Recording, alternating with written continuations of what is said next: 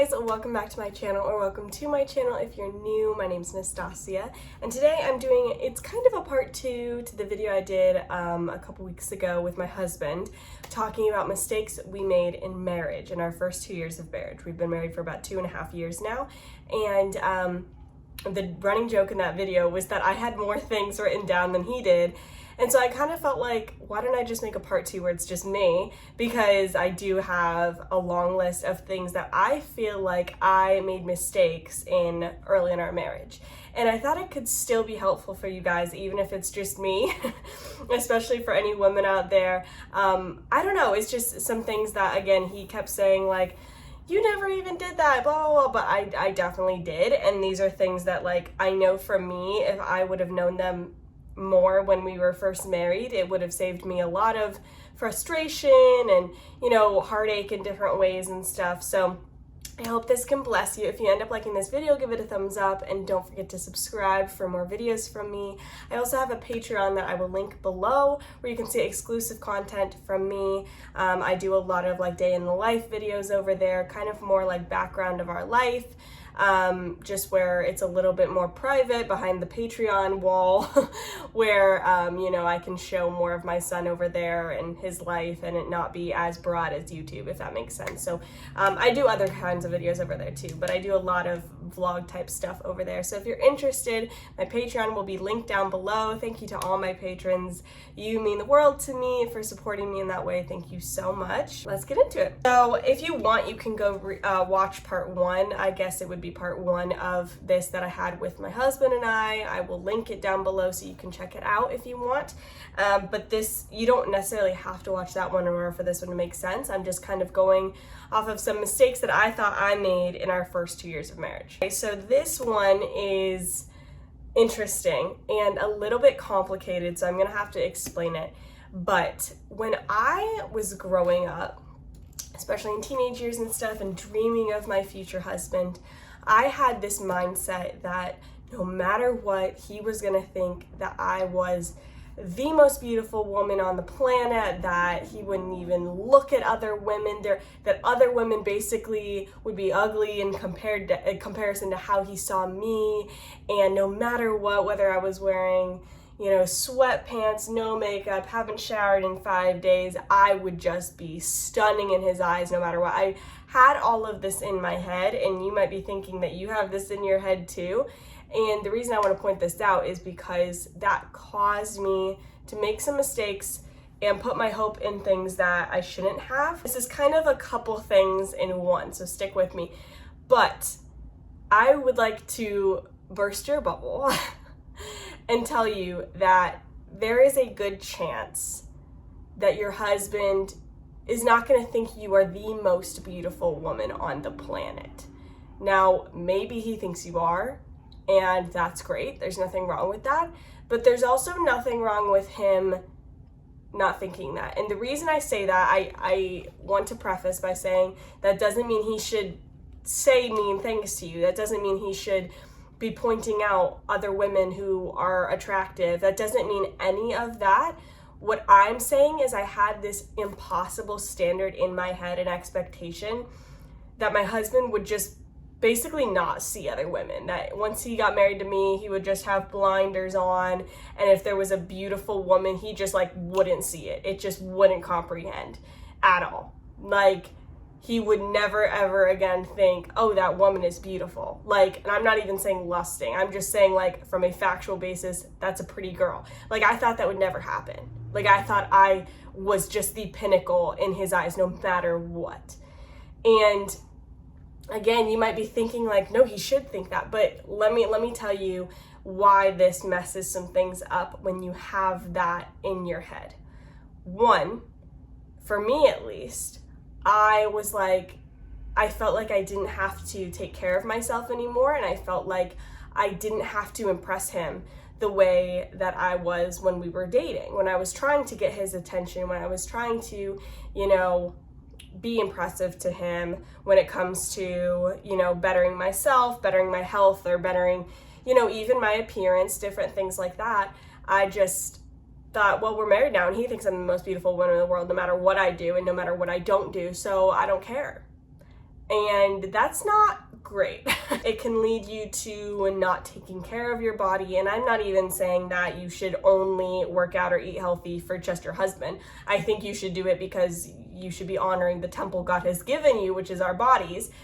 But I do think that it is important, and this shouldn't be controversial, that you want to look good, feel good, be good for your husband. I don't think that's a bad thing. Same thing for him, for me.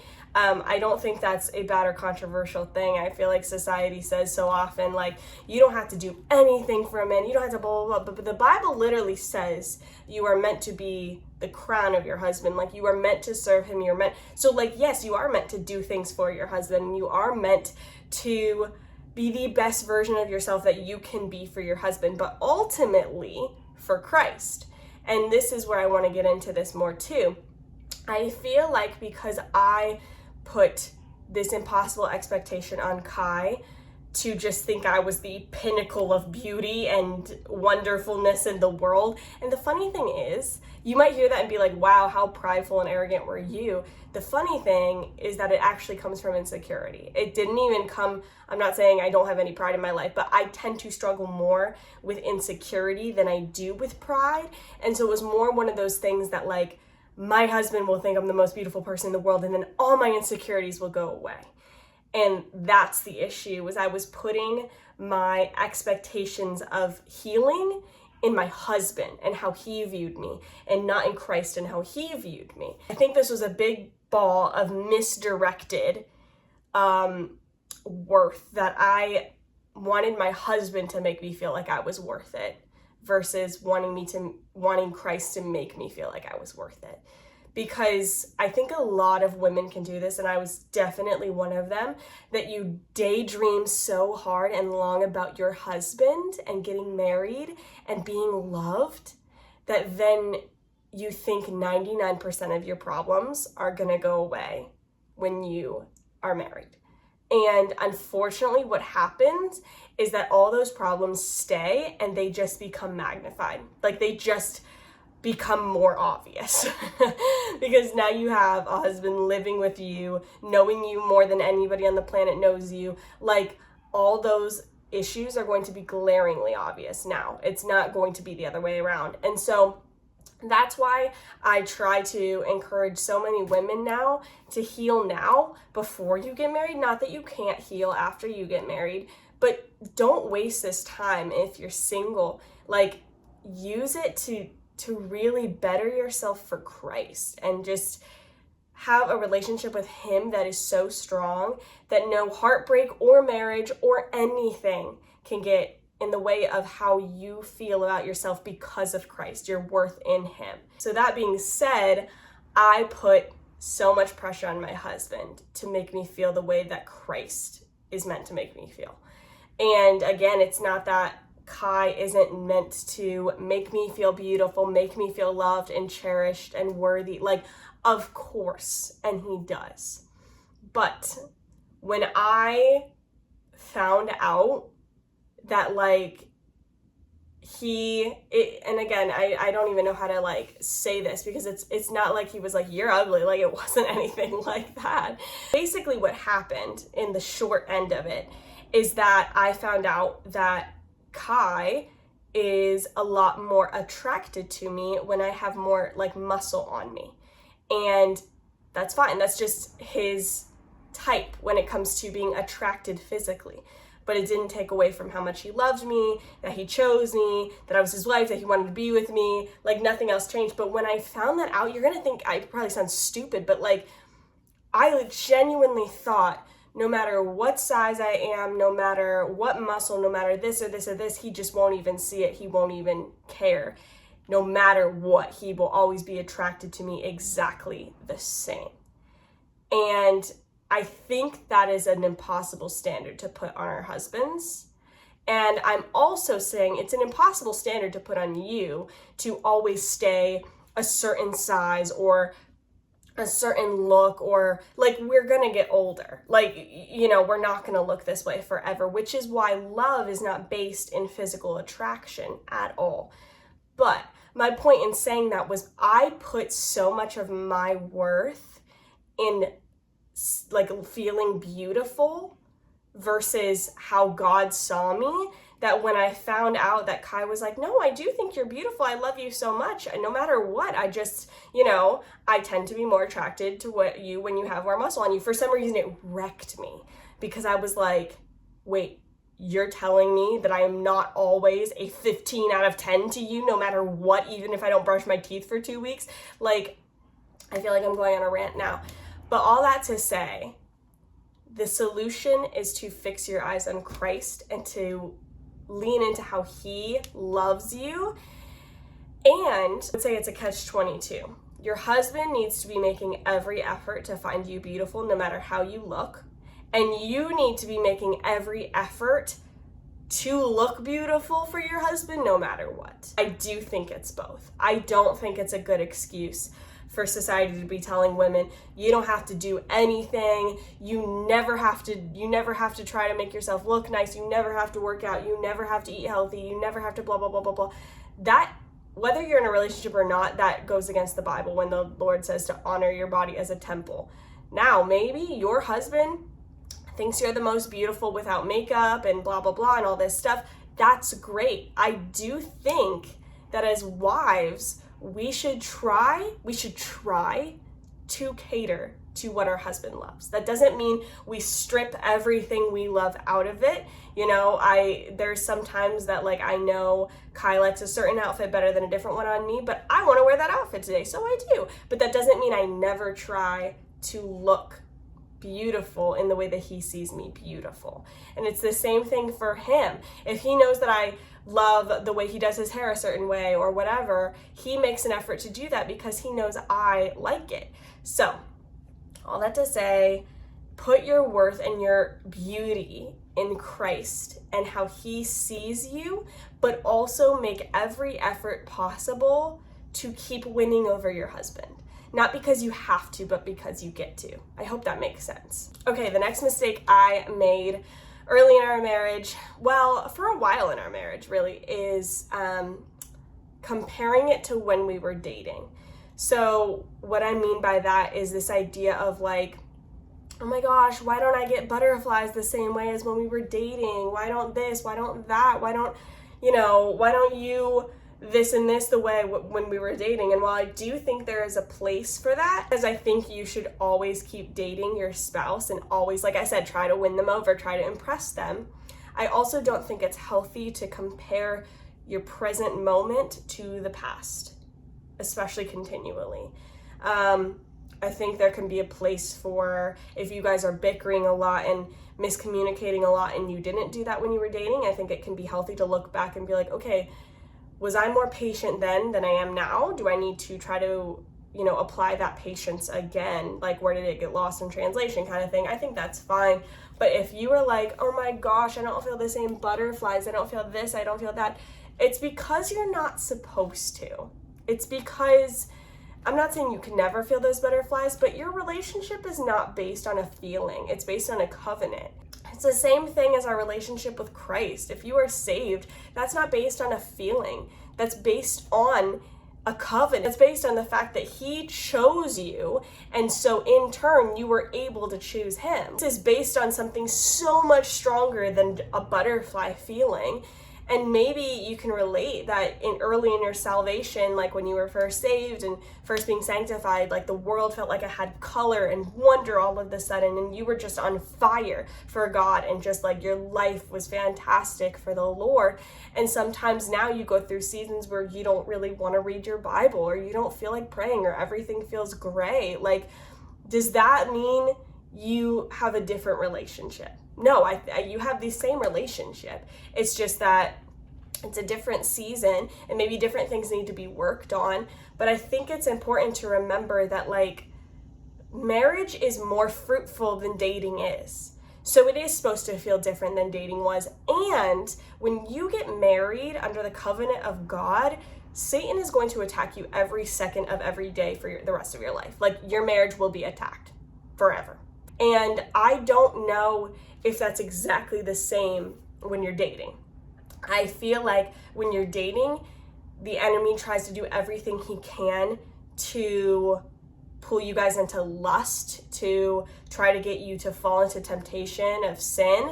But usually that is igniting those feelings. And then when you're married, it's usually trying to, dismiss all those fun, loving feelings. So there's a lot of things at play when it comes to, oh, I feel different now in marriage than I do in dating. That doesn't mean, I never thought, oh, then I should leave him, ever. That's never been a thing. It's never been oh, we fell out of love, so we shouldn't be married anymore. But I see so many people do that, and it's just dumb. I'm sorry, it is just dumb. If you are comparing your marriage feelings to dating feelings, then you're gonna get divorced every time, because you are basing it off of something that was new and fresh, and you were trying to impress them and all this stuff, to now married with possibly kids and a mortgage and bills and jobs and health issues. You were in it for the long haul. When you make your vows, I don't think anybody says, as long as our feelings are still there and I feel butterflies for you, it's in sickness and health, for rich or for poor. These are intense things. It is a covenant. And so my whole point in saying all that is, I think it is self-defeating to compare marriage to when you were dating, because it's never going to be the same, and you're not going to be the same. When Kai and I were dating, we started dating 4 years ago. I am a very different person now than I was 4 years ago, and so is he. We've been through a lot of life together in 4 years. A lot of life in the world has happened in 4 years and changed. So if we're not the same, how do we expect the situation to be the same? And the thing is, too, it can be better. It doesn't have to be, oh, man, those were the glory days, dating. I guess we just have to accept that this is the now. You can make marriage better. God can make your marriage better. It's meant to be better. It's just that the enemy attacks it so much. We stop praying for our spouses, blah, blah, blah, so many things. But it can be better. You can pray for better. God will give you better. Okay, next one, a little bit spicy. But the next mistake I made was putting rules on intimacy that are not there, that I was just kind of establishing in my own head. And this is still going to be PG, so don't worry about that. But when it comes to intimacy, I think I'm realizing I'm untangling a lot of these things through my life.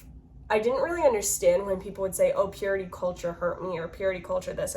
I was like, I don't really understand what you're saying, because I didn't think I ever had an issue with purity culture. It was one of those things that I agreed and wanted to stay pure till marriage. I wanted to save myself till marriage, so I didn't really understand what they meant by purity culture hurting them. However, what I think I have kind of untangled is this. In society's eyes, when you watch any kind of movie, any kind of show, you will see in these intimate scenes, usually with people who are not married, sometimes even cheating, all this stuff. You will see a man and a woman being very passionate and doing intimate things, but it's bad, because from a Christian point of view, that is bad. They're not married, or, it's involving things that aren't good, or whatever it is. It's cheating, whatever, but they have passion there. Whereas if you look at a lot of times how the church talks about intimacy between a husband and wife, it is good, and they talk about how it is good because it is in marriage and all this stuff, but we associate, because the secular side in society's standards has passion, that in marriage it shouldn't. I don't know if I'm making sense, because I'm still trying to keep this PG, but my point is, I feel like over here on the church side, we grew up with a purity culture where it's be a good girl, be a classy girl, don't be like this girl over here in society on TV, being promiscuous and scandalous and all this stuff. You want to be a good girl. But then you're in marriage.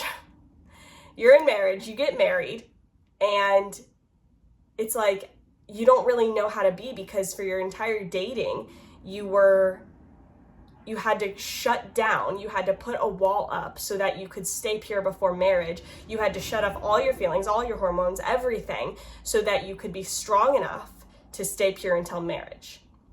And then you get married, and then the church is like, okay, be happy, be intimate all the time, everything's great, you're married now, blah, blah, blah, but you're like, your head hasn't caught up to what you're allowed to do now.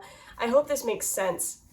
Again, I'm not going to get into specifics because that's not this type of video, but my point in saying all of that is I put rules on like how I'm allowed to be and act as a wife in the confines of marriage, like because I'm always comparing myself to being that classy church girl who's very prim and proper because I'm saving myself till marriage.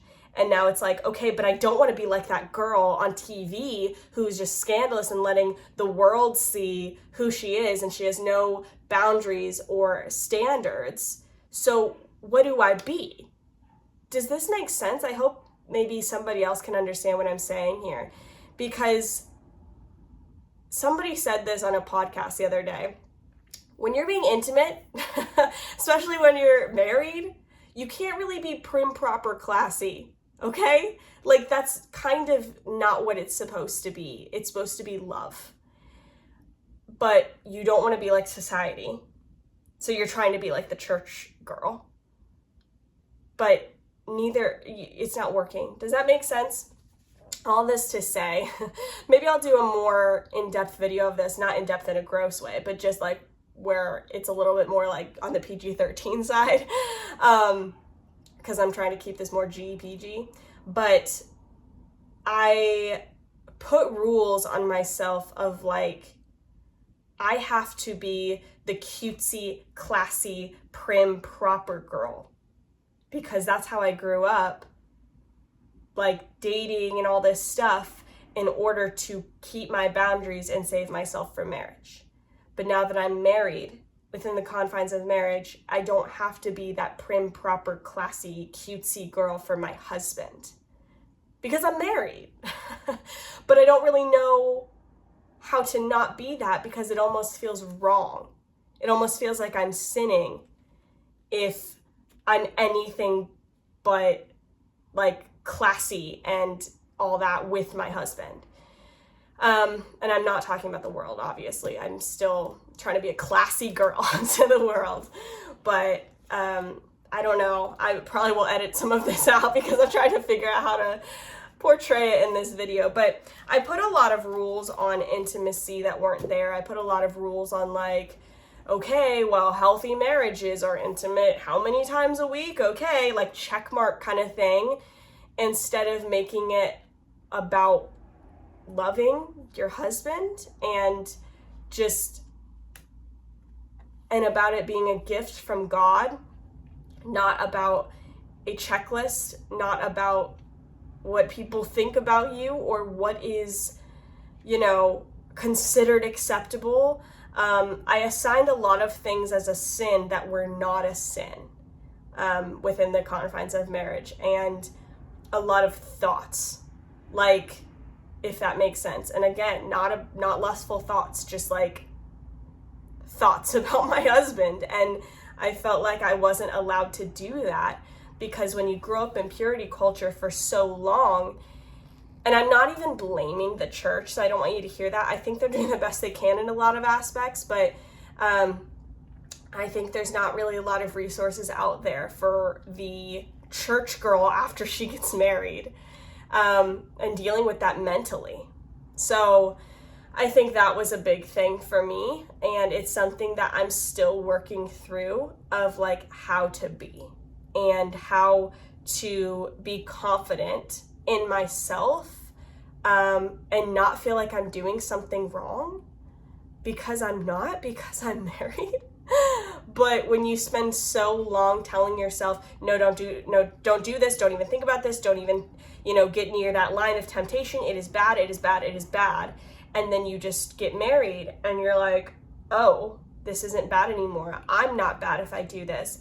It takes a while for my brain to catch up. And emotionally to not only say, this isn't bad, this is good, but also being like, okay, I can actually enjoy my marriage. I don't have to be thinking about what is wrong and what is right when it comes to intimacy in my marriage because we're free now. So I hope that speaks to somebody else out there. Hopefully not everybody's just cringing watching this part of the video. But if you are, I guess then you are. I just feel like this needs to be talked about more. That's part of the issue, is that almost nobody's talking about this, especially not a lot of young Christian married couples, because I think so many of them think it's awkward to talk about, but I just don't care. And I think it's too important.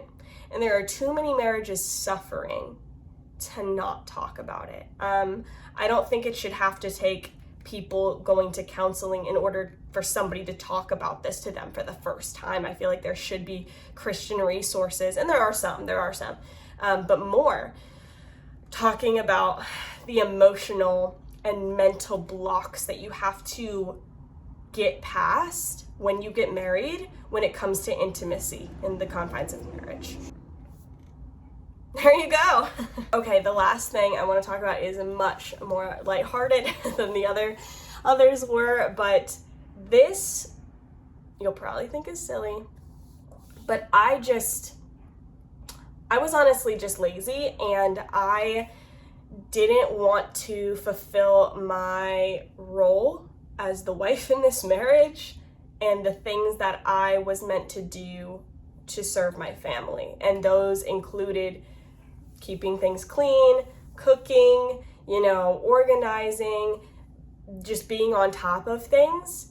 And before you freak out, I am not saying that men can't cook, that men can't clean, that men can't help with kids and raise kids. Like, I'm not saying that at all. I'm not.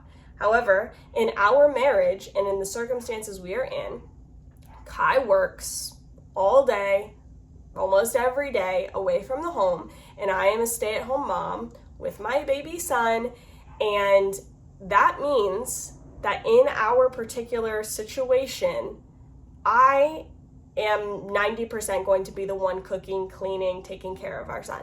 That's just how it is. And for a long time, especially when we were married, but I was still working, we hadn't had our son yet, and we were both working all day, every day, and I was away from the home, it was a lot harder to keep up on things, which I kind of get. I do, and I give myself some grace for that.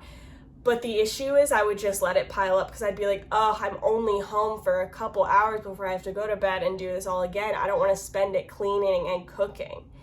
But that wasn't the mindset I should have had. I should have just been like, you know what, let me see what all I can get done in the next 30 minutes. And been more efficient with that instead of I feel like I got in my head so much about how much I didn't want to do it, that the amount of time I spent thinking about how much I didn't want to do it, I could have gotten it done. Like, I could have done a load of laundry every day, and just one load, and it would have been fine. I could have made Instant Pot meals or crock pot meals in the morning, but I just didn't want to get up early enough to put it in the crock pot to be ready when we got home, and then only have a couple dishes to do. I could, you know what I'm saying? Like, I didn't really spend time being efficient. I just spent time complaining. And it's still tempting for me to do that and be like, oh my gosh, look at everything I've done and have to do. But two things I did. One, I prayed that the Lord would actually give me a love for cooking and cleaning. And he has a lot more. Like, I genuinely enjoy it now and find a lot of fulfillment, not like spiritual fulfillment, but like just role fulfillment in doing those things. And that's really nice. I've also cut a lot of corners when it comes to meals, and I will do a lot of Instant Pot meals. I will do a lot of crock pot meals, very, very easy meals. Like, you don't have to make it this crazy thing in order for it to be delicious and to serve your family well and be healthy for you. Like, there's so many options. Pinterest is your best friend when it comes to that, I promise you. And if you don't have an Instant Pot, highly recommend. It's a crock pot and an Instant Pot in one, so you don't even need both. It's great. But anyway, that was the first thing I did, was praying about it. But second, I just was like like I said earlier, I would challenge myself and be like, okay, power hour. I would do it to the Power Rangers theme song. I'd say power hour. And I would just do as much as I could possibly do in an hour. I would literally set a timer and I would do as much as possible in an hour. And having that challenge and that like time restriction on myself really helped, and I was shocked at how much I could get done in an hour or like 15 minutes. And it also helped too, having my son, and when he didn't nap well or sleep well in the very beginning and I had to get stuff done, I realized just how much you can get done in 15 minutes. Like, and now that he naps and sleeps regularly, I'm like, okay, I have 2 hours. I can do anything. And something else I do now is I wake up at 6:30 every day. I'm actually trying to get it to the point where it's like 5:30 or 5:45 every day, and I've done it so often now that my body will mostly automatically wake up around that time. And this is earlier than my son wakes up, mostly, 99% of the time.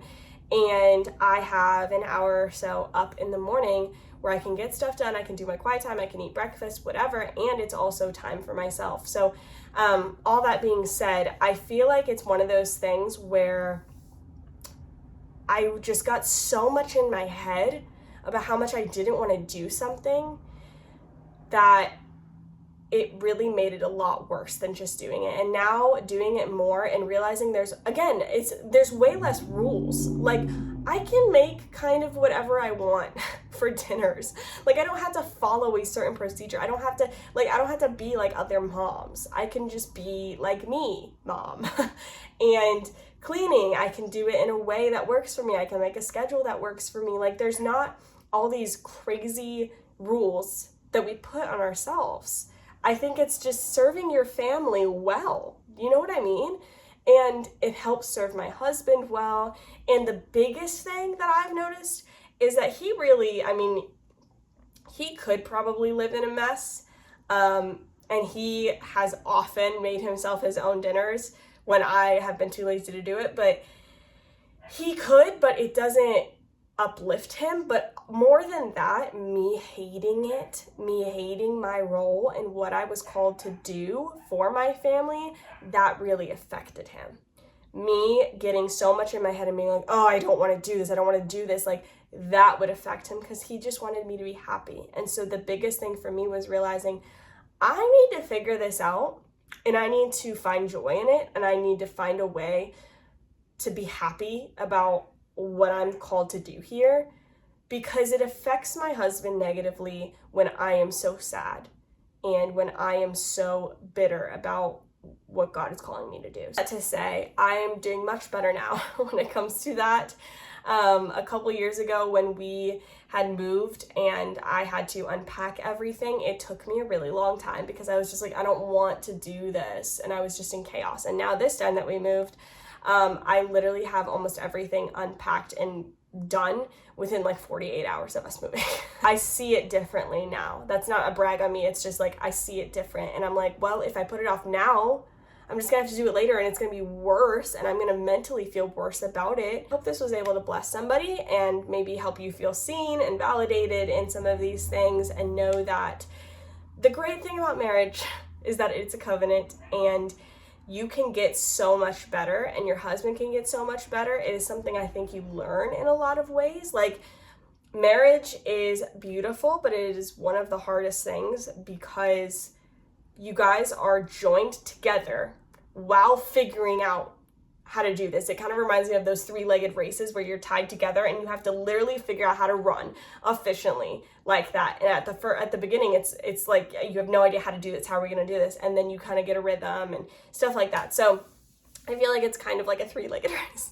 You're joined and you got to figure it out together. But that's also the beautiful part of it because you're not alone. So I hope this helped, and I love you guys so much. Let me know if you like videos like this and I can keep making more. But I'll see you next time. Don't forget to check out my Patreon if you would like more videos from me. Bye, guys.